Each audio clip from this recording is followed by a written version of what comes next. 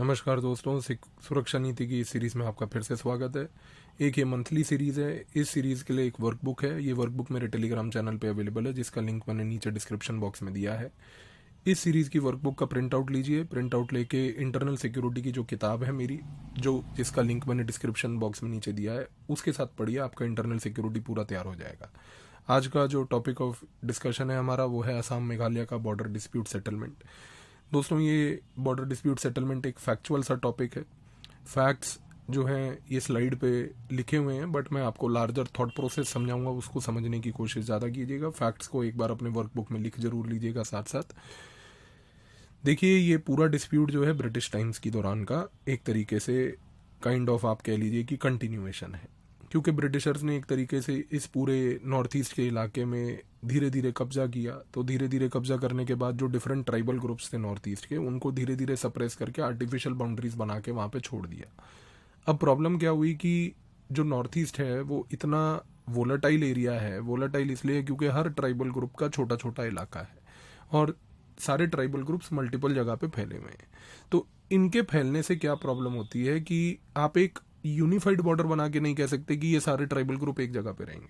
आप एक unified border बना के अगर कह देंगे कि ये ट्राइबल ग्रुप सारे एक जगह पे रहेंगे, तो बेसिकली वहां पे क्या होगा कि उस इलाके में जितने ट्राइबल ग्रुप्स को आपने क्लब कर दिया था, उसमें कई ऐसे ग्रुप्स होंगे जो इस इलाके के नेटिव ही नहीं होंगे। हो सकता है वो नेबरिंग इलाके से ज्यादा अफिनिटी एथनिकली रखते हो। तो प्रॉब्लम क्या है कि वो रिजेंट करेंगे। तो पूरा असम मेघालय बॉर्डर डिस्प्यूट इस थॉट प्रोसेस पे बेस्ड है, नंबर 1। अब देखिए, मेघालय जो है वो एक तरीके से इंडिपेंडेंस के बाद एक ऑटोनोमस स्टेट बनता है 1970 में, और 72 में उसको एक फुल फ्लेजेड स्टेट का दर्जा दिया जाता है। असम के टेरिटरी को तोड़ के कार्व आउट करके मेघालय बनाया जाता है। Assam reorganisation Meghalaya act of 1969 एक पास किया जाता है, जिसके तहत ये पूरा प्रोसेस इनिशिएट होता है। पर प्रॉब्लम क्या होती है, मेघालय गवर्नमेंट जो है एक तरीके से इस एक्ट को मानने के लिए एक्सेप्टेबल ही नहीं होती है। बिकॉज वो ये कहती है, मेघालय गवर्नमेंट बेसिकली, कि भाई 1951 में एक कमेटी बिठाई गई थी। उस कमेटी के तहत मेघालय के लिए एक बॉर्डर तैयार किया गया था। अब वो वाला बॉर्डर जो 1951 की कमेटी ने तैयार किया था, आपने 1969 में वो वाले बॉर्डर को तो फॉलो ही नहीं किया। तो हुआ क्या, उन्होंने 12 ऐसे एरियाज आइडेंटिफाई करे मेघालय की गवर्नमेंट ने, मेघालय के क्रिएट होने के बाद। और उन्होंने बोला कि भाई देखो, ये 12 एरियाज 1951 की कमेटी ने मेघालय को दिए थे। अब ये 12 एरियाज जो हैं अभी भी अनफॉर्चुनेटली असम के पास हैं। तो उन्होंने कहा कि भाई इफेक्टिवली मेघालय का क्रिएशन तब माना जाएगा जब आप ये 12 एरियाज जो असम के पास हैं हमें वापस दे दें। तो ये एक तरीके से बोन ऑफ कंटेंशन बना रहा। अब देखिए, 1951 की वो कमेटी क्या थी, उसने क्या डिटेल्ड रिकमेंडेशन दिया, हमें उसमें इतने डिटेल में जाने की जरूरत नहीं है। ब्रॉड पॉइंट को समझिए कि स्टेट कार्व आउट होता है। वो थॉट प्रोसेस ध्यान में रखिएगा जो मैंने आपको बताया था कि स्टेट के ट्राइबल ग्रुप्स मल्टीपल जगह पे रहते हैं। मल्टीपल जगह पे रहने के बाद क्या होता है कि जब एक आर्टिफिशियली बाउंड्री क्रिएट की जाती है, तो कई बार ऐसा होता है कि उस बाउंड्री के बाहर ऐसे लोग रह जाते हैं जो आपके अदरवाइज स्टेट के होने चाहिए थे।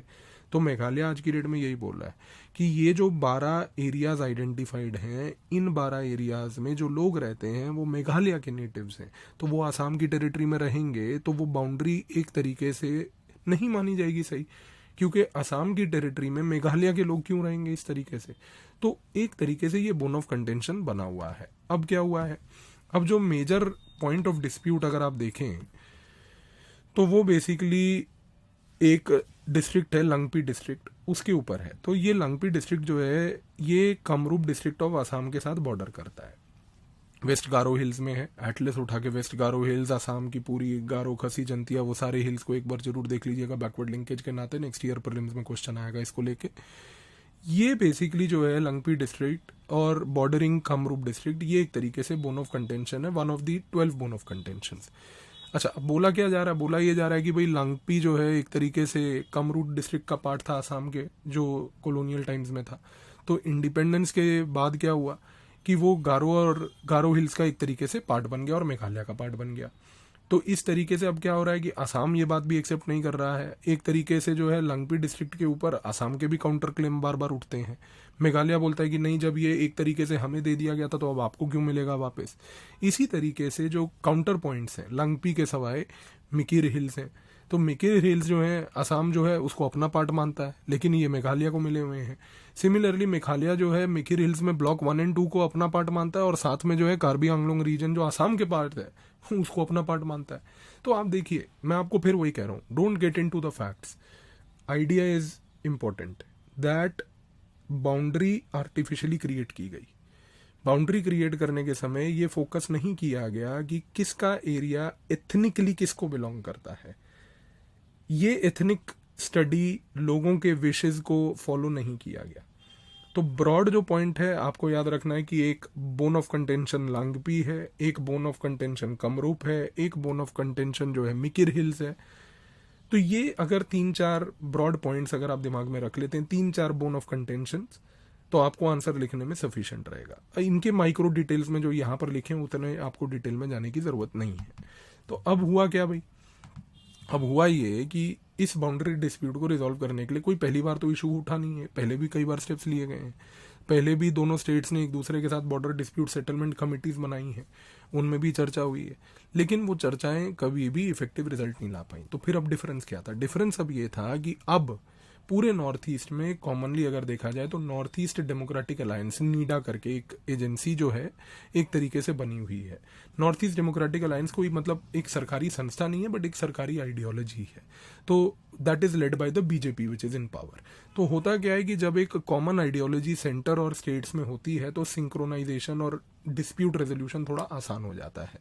तो अभी क्या हुआ है कि आसाम और मेघालय के चीफ मिनिस्टर्स ने दोनों ने मिलकर एक डिसीजन लिया कि भाई हिस्टोरिकली बड़ा पुराना इशू बैठा हुआ है, इसको रिजॉल्व करते हैं। तो उन्होंने एक पैनल बनाया। अब पैनल जो है, ये वाला पैनल पुराने पैनल से अलग कैसे था? ये अलग इस तरीके से था कि इस पैनल को 5 एस्पेक्ट पर चर्चा करनी थी। पहला एस्पेक्ट जिस पर चर्चा करनी थी वो थी हिस्टोरिकल फैक्ट्स, कि भाई किसका क्लेम कहाँ पर है। दूसरा सबसे इंपॉर्टेंट जो मैंने आपको बताया, एथनिसिटी, कि कौन सा एथनिक ग्रुप कौन से इलाके में रहता है।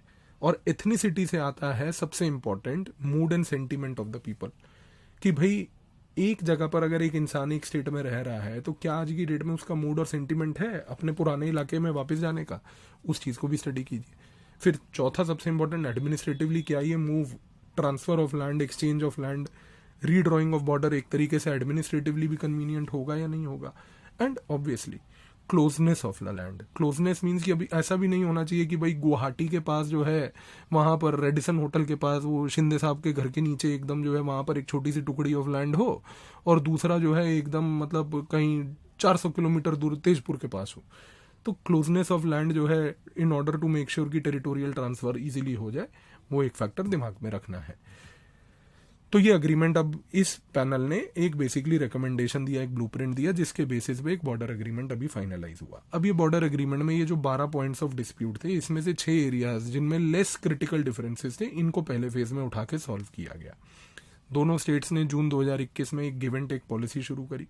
गिव एंड टेक पॉलिसी में दोनों ने कहा कि देखो यार, हम लोग एक तरीके से अगर बाउंड्री डिस्प्यूट को रिजॉल्व करना है तो बाउंड्री डिस्प्यूट रिजिड होने से तो रिजॉल्व होगा नहीं, थोड़ा सा पॉलिसी गिव एंड टेक का रखेंगे। थोड़ा लैंड अगर जा भी रहा है और थोड़ा लैंड अगर आ भी रहा है, उस हिसाब से अगर हम थोड़ा सा एडजस्टमेंट कर लें तो बेटर है। अब लैंड के पीछे लोगों को सफर नहीं करने देना है। So that was the larger thought process. The larger thought process is कि even if we have to part away with a little bit of land, let us try to at least bring the people together and let us try to make sure that the people are happy and they don't basically suffer। तो अब एक draft resolution prepare किया गया। Again ये fact है, इसको सिर्फ लिख लीजिएगा, रटने की जरूरत नहीं है। पैनल ने ये बात बोली कि भाई एक तरीके से जो डिस्प्यूटेड टेरिटरी है 36.79 स्क्वायर किलोमीटर की, उसको 6 डिफरेंट एरियाज में बेसिकली बांट दिया जाए दोनों स्टेट्स के बीच में, छोटे छोटे टुकड़ों में, क्योंकि वो क्लोजनेस ऑफ लैंड के बेसिस पे उन्होंने वो एडजस्टमेंट किया है। और इस टुकड़ों को बांटने का जो मेथडोलॉजी है वो 36.79 स्क्वायर किलोमीटर को डिवाइड इस तरीके से करना है कि 18.51 स्क्वायर किलोमीटर जो है आसाम को मिल जाएगा और 18.28 स्क्वायर किलोमीटर मेघालय को मिल जाएगा। तो आइडिया ये था कि एक तरीके से इस मेथडोलॉजी के तहत जो लेस फ्रिक्शन वाले एरियाज थे पहले उनको हम लोगों ने रिजॉल्व कर लिया। अब सवाल उठता है कि क्या एक inter state boundary commission important है?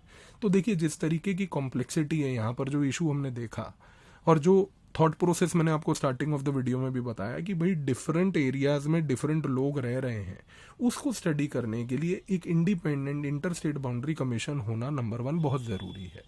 दूसरा, एक कंसल्टेटिव स्टडी करना है पूरे रीजन में, और उस रीजन में स्टडी करके जितने भी ये स्टेक होल्डर्स हैं इनको सबसे पहले कंसर्न में लेना है। देखिए, अभी तक सारा डिस्कशन हमेशा गवर्नमेंट टू गवर्नमेंट होता था।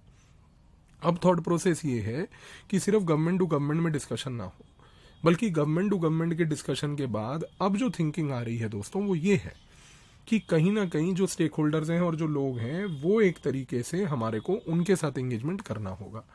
इसके साथ साथ आज की डेट में जितने भी डिस्प्यूटेड लैंड्स हैं इनका यूटिलाइजेशन एक तरीके से ऑप्टिमम तरीके से सेंट्रल गवर्नमेंट की छत्रछाया में होना चाहिए। और सबसे इम्पोर्टेंट है कि एक स्टेट की लैंड अगर दूसरे स्टेट को दी जाती है तो इतना इंश्योर करना चाहिए कि स्टेक होल्डर्स जितने भी हैं वो उस पूरे प्रोसेस में खुश हैं। तो कहीं पर भी एक तरीके से ऐसा कोई एडजस्टमेंट नहीं होना चाहिए कि जिसमें कहीं ना कहीं जो स्टेक होल्डर, जो लोग हैं उस एरिया के रहने वाले, वो ना खुश हों। तो कीपिंग दैट इन माइंड एक तरीके से सैटेलाइट मैपिंग का प्रयोग किया जा सकता है। एक बार हम लोग स्टेक होल्डर से अगर कंसल्ट कर लें तो सैटेलाइट मैपिंग के तहत क्या होगा कि जो बाउंड्री फिक्स करनी होगी एक तरीके से वो बहुत इफेक्टिव और प्रिसाइज होगी। इंडिया बांग्लादेश का भी जब बाउंड्री रेजोल्यूशन हुआ था, अभी लैंड बाउंड्री एग्रीमेंट फाइनली हुआ था 2016 में, तो भी सैटेलाइट मैपिंग इमेजरी का प्रयोग किया गया था। तो सैटेलाइट मैपिंग से एटलीस्ट ये होगा कि कल को कोई डिस्प्यूट अराइज नहीं करेगा कि नहीं इसको एक्स्ट्रा एरिया मिल गया, इसको कम एरिया मिल गया। सिमिलरली इंटर स्टेट काउंसिल्स जो हैं बहुत इंपॉर्टेंट रोल प्ले कर सकते हैं यहाँ पर, और पॉलिटी में इस बार इंटर स्टेट काउंसिल्स पे पेपर 2 में सवाल आने की बहुत बड़ी पॉसिबिलिटी है। तो article 263 of constitution inter state council को प्रोवाइड करता है, which is expected to inquire and advise on disputes which are basically common to the states and make recommendations for policy coordinations. तो ये जितने भी बाउंड्री डिस्प्यूट नॉर्थ ईस्ट के states में हैं they can be raised and taken up at the inter state council level. तो article 263 का प्रयोग कीजिए। फिर साथ में हमारे पास जोनल काउंसिल्स भी हैं। जोनल काउंसिल्स में एक तरीके से डिस्कशन हो सकता है। तो इंडिया का सबसे बड़ा ब्यूटी दोस्तों यही है कि हमारा कोऑपरेटिव फेडरलिज्म का स्पिरिट ऐसा है कि हमारे पास मल्टीपल ऑप्शन हैं।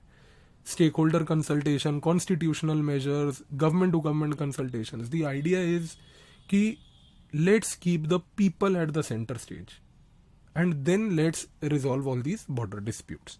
तो ये पूरा इशू आपको दिमाग में रखना है। So keep less facts, larger thought process, more idea in mind. दोस्तों, अनअकैडमी की 20% ऑफ की सब्सक्रिप्शन चल रही है 27 जून से 30 जून। PAVIAS कोड प्रयोग कीजिए, तुरंत सब्सक्रिप्शन ले लीजिए, बिल्कुल डिले मत कीजिए। इसके साथ साथ अनअकैडमी पे जुड़िए क्योंकि 170 टॉपर 2020 में, 178 टॉपर 2021 में। अभी UPSC की टेस्ट सीरीज भी चल रही है दोस्तों। मेंस की टेस्ट सीरीज है 2022 की, जिसमें GS में 15 टेस्ट हैं, सेक्शनल, फुल लेंथ, ऐसे मिला के। इसमें आपको डिटेल्ड एक्सप्लेनेशन भी दी जाएगी। ऑप्शनल के भी टेस्ट हैं 8 टेस्ट। साथ में ये टेस्ट सीरीज पे भी टोटल 20% डिस्काउंट चल रहा है। तो यदि आप मेंस दे रहे हैं या अगले साल देना चाहते हैं, इस मेंस की टेस्ट सीरीज को ज्वाइन कीजिए PAVIAS कोड का प्रयोग करके। साथ में मेंस मेंटरशिप प्रोग्राम चल रहा है। ये इस QR कोड को स्कैन करके डिटेल्स देके आप mains mentorship programme with our top educators लीजिए। अभी हमारा UPSC CSE के बैचेज हैं दोस्तों 29 जून से। PAVIAS कोड प्रयोग कीजिए, इन बैचेज को ज्वाइन कीजिए और 20% ऑफ आपको अभी मिल जाएगा अगले 3 दिन। अभी एक ऑप्शनल कार्निवल चल रहा है जिसमें ये 8 ऑप्शनल्स हैं हमारे, जो टॉप ऑप्शनल्स हैं, इनको आप ज्वाइन कीजिए। 20% discount on the optional also with code PAVIAS। और अगर आपको कोई फाइनेंशियल असिस्टेंस या EMI की रिक्वायरमेंट है दोस्तों तो ये नंबर पे कॉल कीजिए, हमारे असिस्टेंट आपकी मदद करेंगे। Thank you.